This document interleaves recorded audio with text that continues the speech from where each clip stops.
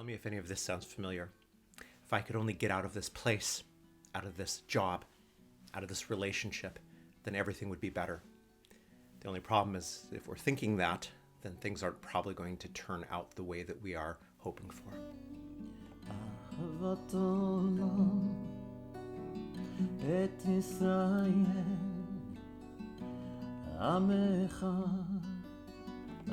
Shabbat Shalom, everyone. I'm Rabbi Paul, your virtual rabbi, and thank you for joining me for a weekly word of Torah. We have a word for this in the therapeutic world, this idea of if I could just leave this situation and get to another place, another situation, then everything would be better. It's called pulling a geographical. Now, if the term sounds a little bit sarcastic, it's because, well, it's most likely not going to work out the way that we are hoping it is. In its most simple formulation, whatever problems we think that we're going to be escaping are probably exactly the ones that we are going to bring with us into our new situation. And while there may indeed be a honeymoon period, it's not going to last very long until the same things that were making us miserable and needing to leave in our previous situation start manifesting and then taking control of our new situation until we try it again. And each time we do that, the honeymoon period is shorter and shorter until our entire life is just that series of issues that we can no longer escape. I'm not trying to be a downer at all, but a lot of those of you that communicate with me on a regular basis, I know that these thoughts and these desires are things that many of you were thinking right now. And I'm specifically struck this week because it seems like that is a little bit what Torah is addressing to try to get us not to do as we enter the Promised Land. We're at the end of Book of Numbers, Bamidbar. We have a double Parashat this week. The Parshiot Matot and Masei are put together that bring us to the very end of the Book of Numbers. And part of the reason we have a double Parashat is because the standard diaspora calendar is right now and has been since Shavuot offset from the Israeli and from the progressive calendar. So as of next week with Devarim, we are all back together, living in perfect harmony because the streams of Judaism have never been frustrated with each other. But the plot of these last few chapters of the Book of Numbers is the preparation to pull a geographical, to leave the problems of the wanderings of 40 years in the wilderness, 40, a typological number, meaning a very long time, so our very long time of wandering before we enter into the Promised Land, the land of milk and honey, or the land of the Nephilim and big scary people with big scary towns. So regardless of how you want to look at it, we're about to leave one thing and enter another. And the last discussions before we enter into the book of Deuteronomy are interesting. So you can kind of look at it as the very last thoughts before we get to, well, the book of Deuteronomy is essentially the way it's presented in our narrative. Moshe Rabbeinu standing on a soapbox for 3 months as he recounts our entire history, changing a detail or two, after which, of course, at the end of Devarim, he passes his leadership onto Joshua, and then the book of Joshua and the conquest of Canaan begins. So this, in addition to Moses' gigantic last sermon, you think my sermons are long, try one that's 3 months long. It's like a cricket match gone very, very badly, or gone very well, depending on your perspective. And it strikes me as interesting that the three major things that are discussed in these last few chapters at the end of Bamidbar are exactly what we therapeutically might want to consider before we think of pulling a geographical. Now, you're going to have to bear with me just a little bit because it's not necessarily obvious, and we have to look at things at the symbolic level. Hopefully you've been enjoying my constant shifting of background books, and this amazing book of symbols that I received as a gift years ago is perfect when I'm trying to move us into purely symbolic thinking. But the first thing we get is an ongoing trope. When you enter the land that I am going to show you, beware of the practices of the people that you're going to encounter, right? The Canaanite people worshipped other gods. We just got through Parashat Pinchas, coming after Balak, coming after the sin of the Baal Peor. So we know that these are present issues, clear and present issues, if you will, for the Jewish people as they're about to enter in to their permanent home. So the warning is there, and of course, to our ears 3,000 years later, it seems incredibly bellicose, this idea of make sure that you push the neighbors off of their land so that you don't have to be tempted by them. So we have to look at it at a symbolic level, and we'll get to that in a second. The second is the entire discussion of cities of refuge, and there's a little bit of death penalty stuff in there. These are the things, if this happens, then you are truly guilty of murder, so you will pay the price. But there are other situations where you're not technically guilty of murder, and so here are the cities that the Levites are going to administer, essentially, where you can flee so that you don't have to fear the revenge of relatives. And then finally, seemingly unrelated, we have a story. It's pretty complicated. It's another thing that does not age very well, but it is dealing with the status of several women and how they're going to inherit property and how that's going to work if they remarry and whom they can remarry. I want to look at that again at the more symbolic level than going literally into the story, which is a little hard to unpack 3,000 years after the culture that gave it birth. So jumping back to the idea of pulling a geographical. If we have the illusion, and it is an illusion, as much as we don't want it to be, if we have the illusion that if only I could get out of this job, situation, relationship, place, if only I could leave and go over there, the grass is always greener, then everything will be just fine. What are the things that cause it to not be just fine? Because if we're thinking that, it is inevitable what's going to happen to us. And the first and most obvious thing that we're going to encounter is that we are not going to leave behind our bad habits. We're not going to leave behind our addictions. The geographical does not fix those things, even the things that we don't want to think of as addiction. Listen, everyone is addicted to something. It's just that some addictions are more socially acceptable than others, right? The country of my origin, the United States, the disease of the country for most of my life, it seems to be shifting now, has been workaholism. That is absolutely an addiction. It does kill people, but especially those of you around my age or older, or maybe a few years younger, how many times have we heard people brag, I haven't had a vacation in 12 years and I work sick? Maybe that has changed under COVID a little bit, but that's not really something to brag about. And the society that brings that about is lifting up people who are engaging in addictive behaviors. So if we are wanting to leave a job because we're burnt out, what are the probabilities if we are not dealing with our underlying issues that our next job won't burn us out? Same thing with relationships. It's very possible that we are the hero and we've done everything right and our partner is the villain and has done everything wrong. But it's not really probable, is it? If we have had our relationship or one after another relationship go very bad, there's a reason in Jewish tradition that we talk about being co-creators daily with the eternal. Bad relationships are co-created. Yes, there are absolutely situations where there are people who do everything right and there are people who do everything wrong. The rest of us mortals, we live in the middle where we are equally culpable for the negative things that happen in a relationship. And if we're not aware of that, if only I leave this relationship and I get into another one, why is it that we keep on having the exact same problem? And if it's the place, well, what are our issues? The taxes are too high here. The taxes are too low here. The services aren't good. The weather is not ideal. The beer isn't good enough. Yes, having lived in a few places, I can say that there are objectively some places that I have enjoyed living more than others, but our experience of a place has as much to do with our ability to relate and find ourselves relating to what's happening around us or being adversarial with the space around us. If we tend to be constantly negative about everything that's happening around us, then the restaurants we will find just as awful in the new place, and the beer we'll find just as awful in the new place. We will find our things that make us miserable, and all these together because we've brought unhealed, unconscious issues from our previous place to the new place. Well, no wonder it's not going to go very well. And that's exactly what the first part of Matot Masei is actually talking about. When you come to the land that I am showing you, beware. Well, beware of what? Beware of practicing what your neighbors are going to be practicing. Well, that doesn't sound very much like bringing your issues, except for here's what we actually know archaeologically about Judaism. If you go and you start digging into Jerusalem circa 1000 BCE, roughly the time of King David, guess what you find in every single Jewish home? Idols. Why is that? It's because our narrative wants us to see that we moved into a place and we're tempted by others, the reality of our existence, because our narrative reflects our egos in a lot of ways, as we don't want to admit the reality, and that's that we started with the idols. We evolved with the idols. Judaism was the process of evolving out of something that was everyday and familiar to us. And so this narrative saying, don't do the practice of your neighbors, is really saying, stop doing what is an everyday reality for you. And it's going to be even harder because that's exactly the form of worship of the people that we're going to be seeing on an everyday basis. So even though it's a little bit hidden, idols are the thing symbolically in our tradition that represent addiction, represent the thing that we cannot get rid of, the thing that we somehow, no matter how much we know we're going to be judged for that thing, in other words, how much we know that our life is going to take a downturn because of that, that we still continue doing for a lot of reasons, and not all of them so easy to think ourselves out of. But that's exactly the point. Pulling a geographical does not deal with the hardest stuff. And the therapy that we need to go through in order to overcome that? Well, it's going to be as available as the place we want to get out of is the place that we want to get to. What's important is not where we have that therapy.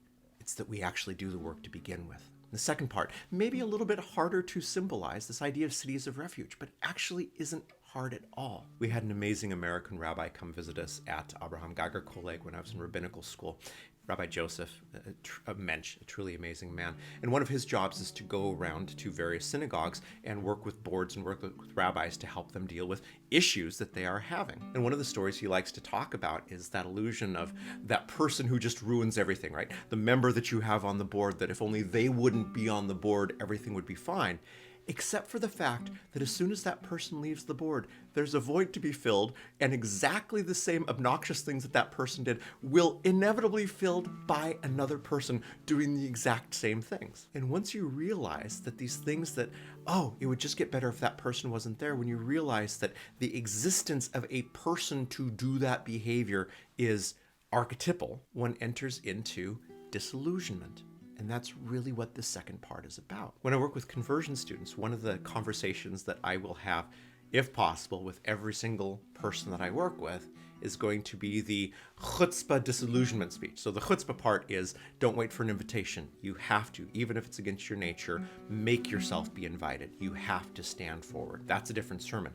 But the other part, the disillusionment, is we as human beings are human beings even before we're Jews. It doesn't matter what religion we're talking about, but this is a sermon for a synagogue, so here we are. But the unfortunate reality that anyone who has an idealized version of Judaism, which is oftentimes the case with someone converting to Judaism, well, that's going to be all nice right up until the point you are disillusioned by finding out that we don't live up to the ideals of our own religion, of our own tradition, of our own tribe. And that first time that someone behaves as a human, instead of through an idealized ethic of that which is reprehensible, do not do to anyone else, it can be incredibly painful. And that's part of this cities of refuge idea. Judaism, I dare anyone who has any legal background to go and read Masechet Sanhedrin, the tractate Sanhedrin in the Talmud, and tell me that the sophistication of understanding criminal law wasn't on par with how sophisticated we see ourselves today. Yes, the culture is different, the language is different, but the understanding of things that we think we are so superior to understand, the first, second, third degree murder, voluntary, involuntary, manslaughter, all these different gradients and how they're judged, in some ways I would even say are superior in how they're dealt with in the Talmud. Judaism worked very hard to differentiate itself by having a form of law that was equal to everyone under the law. The law for the king was the same as the law for the commoner, as was the law for the slave. We see this reflected in the difference between Hammurabi's code, which is reflected to a certain extent in the Torah, and the example under civil damages, under Nezikin in Hammurabi's code, you've got the king paying 1 shekel, the common person paying 5, and the servant paying 10 shekels for damages done, whereas once that's transformed into Judaism, it is the same penalty paid by everyone. Everyone is equal under the law. This is ideal, and it was different than what was happening around the Jewish people. And so part of what the Torah is dealing with is we have idealized ideas that then comes crashing into humanity. And that's actually what the city of refuge idea is all about. There is a clear definition of what qualifies as murder. But humanity, and if you think we're over that today, oh my goodness, humanity, regardless of how ideal of a legal system it is that we have placed and built around us, is going to be filled with people who, given the right stimulation, are going to be seeking for revenge, seeking for answers outside of the law. And so the cities of refuge acknowledge that the revenge is not what's supposed to happen, but it's going to happen. It is this practical, non-romantic, unflinching look at let's deal with humanity as it is, not as we want it to be. The law is idealized, but the practical everyday reality is to deal with who we actually are. And now translating that into the geographical that we're about to pull, I'm not going to be an idealized version of myself when I move across the river. The people that I meet there, the new job that I go to, are not going to be my ideal co-workers. They're going to be the same amazing, complicated, horrible, abusive human beings that I met at my previous job. They are going to be filled with as much shadow and light, filled with as much hope, promise, difficulty, and pain as everyone we've been dealing with at every other job. Why? Because we're human, and the city of refuge is the reminder of when we pull the geographical without taking our disillusionment into account, then we will be disillusioned. The glitz and glamour will wear off of our geographical very quickly. Then finally, the third aspect, which seems the furthest away from understanding the geographical, this dealing with status issues.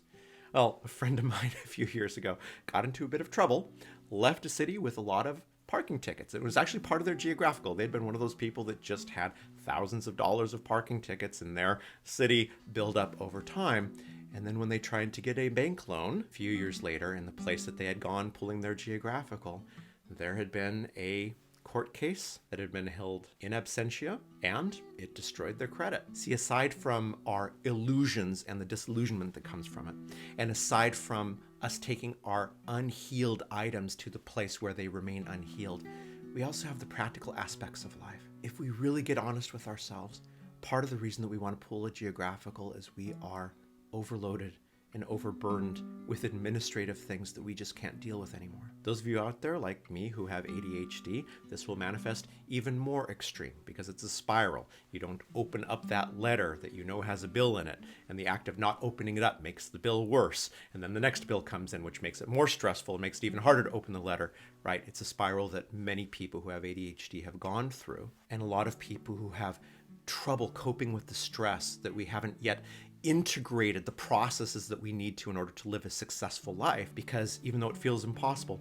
it is possible, but it does take work, and it takes responsibility, and it takes practice, and it takes good tool sets, and it takes patience, and it takes patience with oneself, and a lot of self-love, and a lot of self-forgiveness. But until we reach that point, if we are wanting to pull a geographical, it's very possible, if we're being honest with ourselves, that part of it's due to the stack of 70 letters that have been building up that we don't want to open. But by finishing the book of Numbers with what seems like almost a mundane administrative challenge, turns out to be one of the greatest truths of all.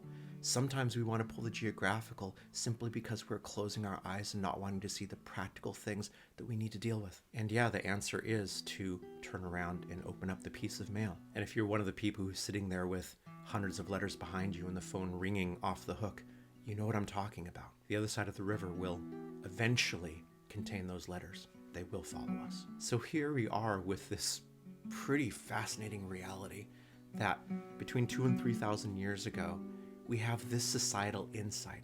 We have an entire society that is moving from the non-ideal into what is perceived to be the ideal, with the full consciousness that we seldom have, that entering the ideal will not be ideal, that we as human beings will carry our humanity with us. Torah is seldom a practical presentation of laws that we should follow.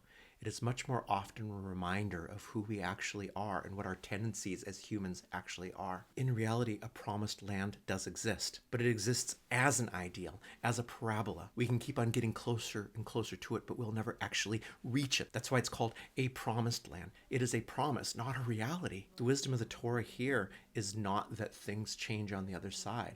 The reality of the Torah is that things stay exactly the same unless we choose to do something.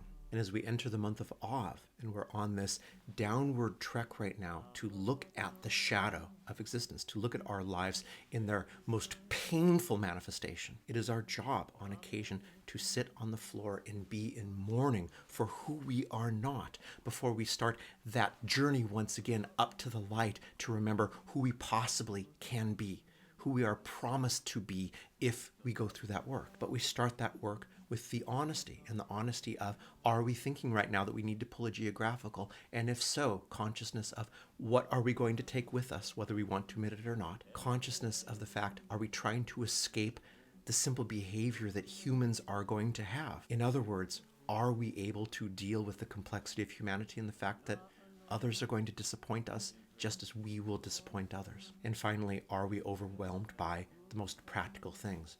Moving to another city will make that so many times worse. And even though it's a little bit outside of Judaism, I've gone through all this. If you let me know in the comments below, I will happily at some point do a video on what tools I was able to develop over time so that I can live some sort of functional life, even though I have in the past had those stacks of 70 letters. The beauty of the Torah is in recognizing that we bring reality with us from one reality to the new reality we're going to create. The warning is that we're going to have the tendency to bring with us the things, the illusions that we don't need. Promise and the possibility is that we can bring with us the conscious work and awareness that are a part of living a life of awareness. And that awareness starts with the understanding that the grass isn't greener. I have the ability in my hands to make it just as green here as I plan on making it there. But we do that with our own hands, our own energy, our own intentionality, and our own partnership with the Eternal as we strive to lift each other and ourselves up.